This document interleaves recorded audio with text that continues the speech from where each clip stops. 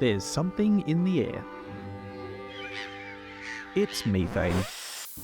And it's been dangerously overlooked for too long.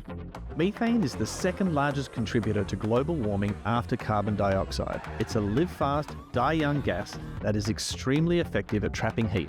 Roughly half of the methane produced globally comes from human activities, which in turn fuels our natural disasters like megafires, floods, and storms. Slashing methane pollution now is essential for holding climate pollution in check. We chatted with Professor Lesley Hughes, Climate Councillor and ecologist. There are three major sources of methane from human activities: agriculture, fossil fuels, and waste.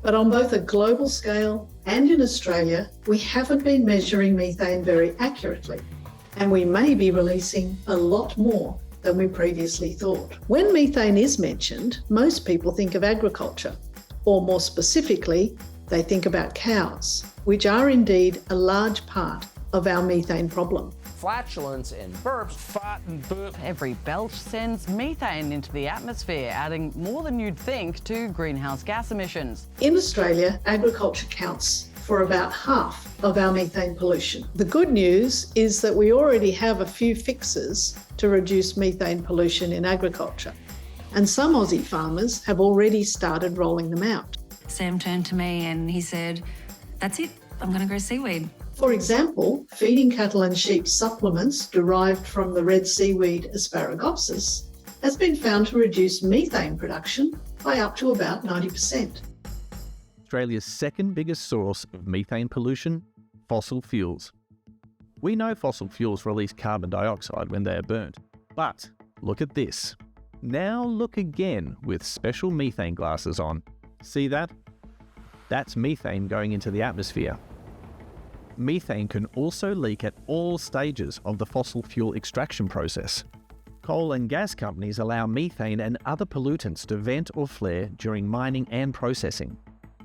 All of this pollution contributes to climate change. So there are lots of sources that release methane to the atmosphere. And currently, we don't have a very good handle on the size of this problem. Methane emissions reported by fossil fuel companies to the government are using very outdated and mostly inaccurate methods. Australia may be underestimating methane emissions from fossil fuels by as much as 60%. We simply can't limit what we can't measure properly. And our contribution to global methane emissions doesn't just take place here at home.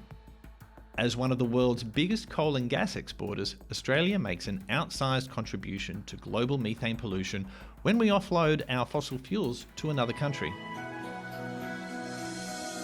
Like Japan, South Korea, China, and Taiwan.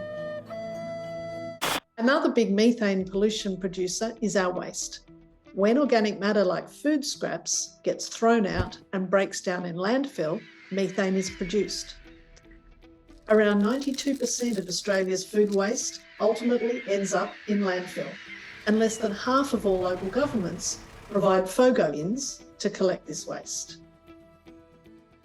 All of this methane, passed in agriculture, released in our waste processes, leaked by gas and coal companies, and from our fossil fuels shipped overseas, creates climate pollution that is fueling unnatural disasters. We urgently need to slash methane pollution to keep the climate crisis in check. We've been focusing on carbon dioxide pollution for good reason, but at the same time, we also need to address methane. We can do that by properly monitoring, reporting and verifying methane production. Use more organic waste bins and worm farms to keep more organic waste out of landfill. Support farmers to scale up new solutions to get methane out of agriculture, like feed supplements, smarter breeding. Cut methane from existing fossil fuel projects while we stop approving new coal, oil and gas. Not to mention stopping this.